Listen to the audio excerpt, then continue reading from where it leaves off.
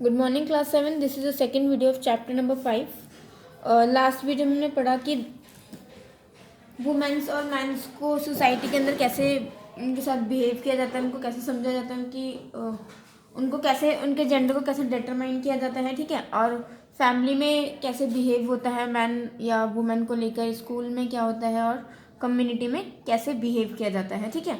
अब हम आगे अपने चैप्टर को कंटिन्यू करेंगे और आगे बात करेंगे हम जेंडर एंड सोशल इनइक्वालिटीज़ के बारे में। मतलब कि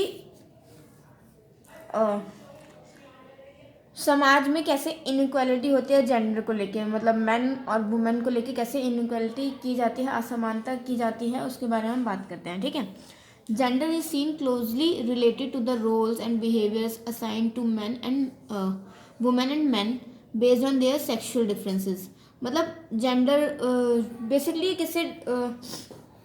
किससे रिलेटेड है, मतलब वुमेन और मैन के ऊपर उनके डिफरेंस, उनमें कैसे भेदभाव किया जाता है, वो कैसे रिलेट करते हैं, उससे रिलेटेड है, ठीक है। मतलब क्या असमानता होती है सोसाइटी में उनको लेकर। As soon as a child in is born families and society begin the process of gendering. मतलब जैसे ही समाज में, मतलब किसी भी फैमिली में एक बच्चा पैदा होता है तो फिर तभी से जेंडर को लेके भेदभाव जो होता है वो स्टार्ट हो जाता है, डिफरेंस जो होता है वो करना स्टार्ट हो जाता है, ठीक है। मतलब अगर लड़की हुई है तो स्टार्टिंग से ही, मतलब कि हाँ लड़की हुई है, आगे चल के तुम्हें ये करना पड़ेगा, वो करना पड़ेगा, दहेज देना पड़ेगा इसकी शादी में, ये है वो है। और लड़का होता है तो वो वहाँ खुशी मनाते हैं, है ना, कि लड़का हुआ है तो खुशी मनाते हैं, ठीक है। देखो, the birth of the son is celebrated, the birth of the daughter filled with pain. Sons are showered with love, respect, better food, and proper health care. Boys are encouraged to be tough and outgoing. Girls are told to be homebound and shy. और देखो, जैसे कि किसी लड़के का जन्म होता है तो फिर मतलब सेलिब्रेशन की जाती है, पार्टीज होती हैं। और किसी डॉटर का, अगर किसी बेटी का, किसी लड़की का जन्म होता है किसी की फैमिली में, तो वो मतलब सब लोग उदास हो जाते हैं कि ये लड़की हुई है, क्या होगा, लाइक बहुत सैड हो जाते हैं कि लड़की हुई है, ठीक है। मतलब पहले के टाइम पे बहुत लोग थे कि लड़की को अच्छा नहीं मानते थे, कि लड़की होती है तो फिर अच्छा नहीं मानते थे। और जब लड़का होता था वो सेलिब्रेट करते थे, उसको रिस्पेक्ट देते थे, उसको बहुत ज़्यादा प्यार करते थे, उसको अच्छा फूड देते थे, उसको उसकी बहुत अच्छी हेल्थ केयर करते थे, उसका ध्यान रखते थे, ठीक है। बट जो गर्ल्स होती थी तो फिर वो उनका ध्यान नहीं रखते थे, बस उनको घर में ही बांध कर रखते थे, ठीक है। कि मतलब उनको यही सिखाया जाता था लड़कियों को स्टार्टिंग से कि शाय शाय मतलब थोड़ी शर्मीली सी रहो और शर्म रखो अपने अंदर, घर से बाहर मत निकलो, सिर्फ घर में रहो, घर गृहस्थी संभालो अपनी, यही मतलब पहले ऐसे ही होता था, ठीक है। All this gender differences are created by society. और ये सभी डिफरेंस, मतलब लड़का लड़की में जो भेदभाव होता है वो सारे के सारे किसके बनाए हुए हैं, वो हमारी सोसाइटी, हमारे समाज के द्वारा बनाए गए हैं। Gender inequality is therefore a form in inequality which is distinct from other forms of economic and social inequality. और जेंडर मतलब कि लड़का लड़की में जो भेदभाव होता है ना, जेंडर लिंग में जो भेदभाव करते हैं, जो डिफरेंसेस हैं, वो बाकी इकोनॉमिक और सोशल, सामाजिक और आर्थिक स्थिति में भी डिफरेंस पैदा कर देते हैं, ठीक है। It dwells not only outside the household but also within. मतलब सिर्फ घर के बाहर ही नहीं, घर के अंदर भी। Gender inequality has an adverse impact on development goals. It hammers the overall well-being because blocking women from participation in social, political, economic activities can adversely affect the whole society. और अगर मतलब सोसाइटी में अगर women's अब किसी भी चीज़ में role अपना नहीं निभाएंगी तो फिर पता नहीं क्या, मतलब क्या हो सोसाइटी का, ठीक है। और पूरी सोसाइटी पे क्या इफेक्ट पड़ेगा वो नहीं पता। The constitution of India ensures gender equality its in preamble as a fundamental right. और हमारा जो संविधान है वो ये कहता है कि मतलब हमारा जो मौलिक अधिकार है वो सभी को समानता देना, मतलब कि चाहे वो गर्ल हो या बॉय हो, मैन हो या वुमेन हो, सबको बराबर अधिकार होना चाहिए सब, ठीक है। मतलब कोई भी ना ही ज़्यादा कोई बड़ा है, जैसे मैन है तो वो ये नहीं कि वो अपना हुकूमत चलाएगा, या वुमेन है तो वो नीचे दब के रहेगी, ऐसा कुछ नहीं है। सभी के पास अपने इक्वल राइट्स होते हैं और सभी को समान अधिकार दिए जाते हैं। The government has also announce the government ने ये अनाउंस किया कि national policy for empowerment of women in 2001 to bring out advancement, development and empowerment of women. और एक गवर्नमेंट ने एक पॉलिसी निकाली थी, national policy for empowerment of women, जो कि 2001 में निकाली थी, वुमेन के वेलफेयर के लिए, उनके डेवलपमेंट के लिए, ठीक है, उनके अधिकार के लिए। अब हम आगे बात करते हैं वुमेन्स एम्पावरमेंट के बारे में। वुमेन्स को क्या शक्ति दी गई, क्या उनको पावर्स उनको दी गई, उसके बारे में बात करेंगे, ठीक है। The position of women has improve now. अब जो वुमेन की स्थिति थी वो सुधरने लगी थी। Girls now have a right to go to school. Girls को ये अधिकार दिया गया था कि वो स्कूल जा सकते हैं। There are several spheres like spheres like legal reform, health etcetera, और बहुत सारे उनको प्रोवाइड किए गए थे, उनको बहुत सारे उनको फैसिलिटीज़ प्रोवाइड की गई थी, ठीक है। Where position of women has improve, जहाँ पर वुमेन्स की जो पोजीशन थी वो सुधरी।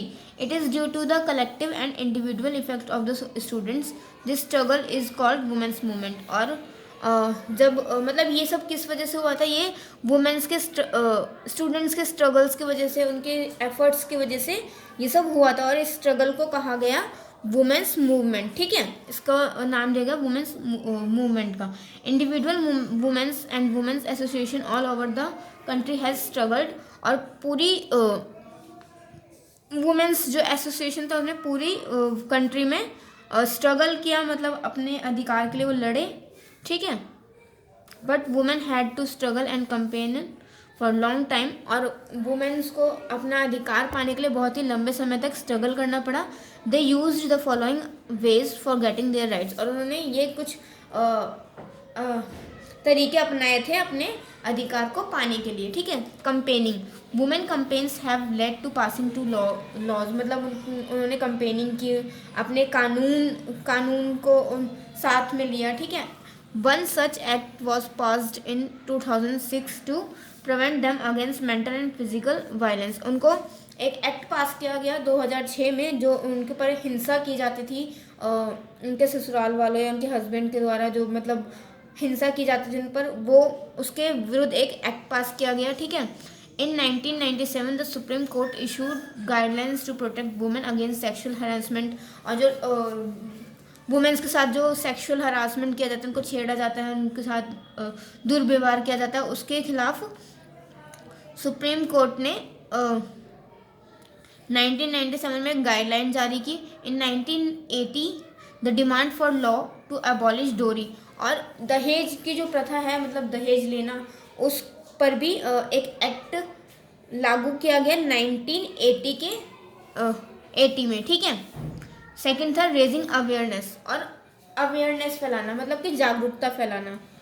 Women's movement has even made effort to raise awareness about rights of, मतलब कि वुमेन्स, बाकी जो वुमेन्स हैं जो डर के रहती हैं अपने घर वालों से, और उनके खिलाफ कुछ नहीं बोलती, डरती हैं, सिर्फ अपने ऊपर जो अत्याचार हो रहा है वो सहते रहते हैं, उनके अंदर अवेयरनेस फैलाना, उनके अंदर जागरूकता फैलाना कि ये चीज़ जो है वो गलत है, उनको कुछ भी सहना नहीं चाहिए, वो उसके विरुद्ध आवाज़ उठाएं, उनके अंदर मतलब उनको जागरूक करना, ठीक है, आवाज़ उठाने के लिए। नेक्स्ट हमारा प्रोटेस्टिंग, मतलब कि विद्रोह करना। Women's movement have been voiced protest against violence of their interest. जो उनके साथ अहिंसा होती थी, मतलब जो उन पर अत्याचार किया जाता है, उसके विरुद्ध उन्होंने विद्रोह किया, अपनी आवाज़ उठाई, ठीक है।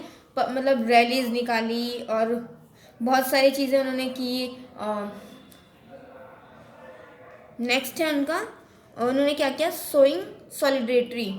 It has expressed solidarity with works related to women. और ये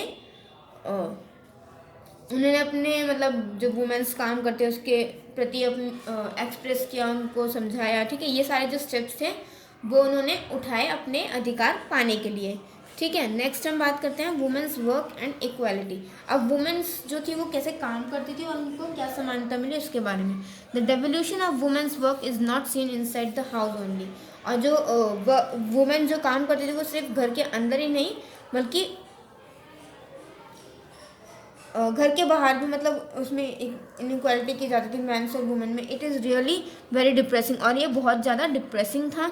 women's work must be organised for by all, बल्कि जो वुमेन्स होते हैं वो सब कुछ ऑर्गेनाइज करते हैं, मतलब बॉय से भी ज़्यादा वो अपना जो काम है वो अच्छे से करते हैं, वो सब कुछ देख के।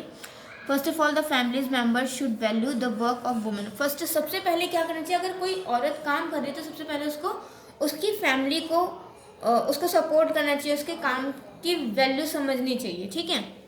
दे must be aware of the fact if they enjoy peace and comfort in the house it is only due to the various variable work perform by. अगर वो अपने घर में शांति से रह रहा है, सब कुछ उसको सारी फैसिलिटीज़ मिल रही है, शांति से रह रहा है, सब काम बहुत उसका घर में आराम से वो रह रहा है, मतलब आरामदायक, कोई परेशानी नहीं, कुछ नहीं, तो फिर उसको थैंकफुल होना चाहिए उस घर की औरत का, मतलब चाहे वो मम्मी हो, चाहे सिस्टर हो, चाहे हस्बैंड, चाहे वाइफ हो, चाहे कोई भी हो, क्योंकि उनकी वजह से ही वो शांति से रह पा रहे हैं, ठीक है। जो भी सारा काम होता है घर का, जो भी सब कुछ संभालती हैं वुमेन्स, और इस चीज़ का उनको थैंकफुल होना चाहिए, ठीक है। Does it the duty for ones, और ये जो होती है वो उनकी ड्यूटी होती है, जो कि वो अपनी ड्यूटी निभाते हैं, बट जो बाकी लोग होते हैं वो उस बात को नहीं समझते और उनके काम को वैल्यू नहीं देते हैं। Our government has always tried it best, हमारी गवर्नमेंट ने हमेशा अच्छा ही सोचा है कि वुमेन्स को अपना अधिकार मिले, ठीक है। Our constitution lays stress on the principle of equality and guaranteed to women all the rights and freedom and enjoyed their male counterparts, मतलब उनको हमेशा से हमारे जो संविधान है उसने हमेशा से इसके वुमेन्स और मेल्स को सेम फ्रीडम दी गई है ताकि वो अपना इंजॉय करें और अपनी फ्रीडम इंजॉय करें जैसे वो चाहते हैं, अपनी लाइफस्टाइल जिए, ठीक है। Their old tradition and values rules supreme, hence women are still exploited and abuse in spite, और अभी तक मतलब कहीं किसी किसी जगह पर वुमेन्स को गाली दी जाती है, उनको नहीं माना जाता ठीक कि काम ना करें, ये वो ऐसे। Through a number of laws in favour of women have been passed but these are rendered ineffective as the society refuses to change its mindset, और ये सिर्फ तभी चेंज हो सकता है जब सोसाइटी, हमारे समाज का माइंडसेट चेंज होगा वुमेन्स को लेकर। Still the liberation of women requires a lot of doing at every step, और अभी भी मतलब वुमेन्स के लिए हर स्टेप लिया जाना चाहिए, मतलब उनकी रिक्वायरमेंट्स के अनुसार।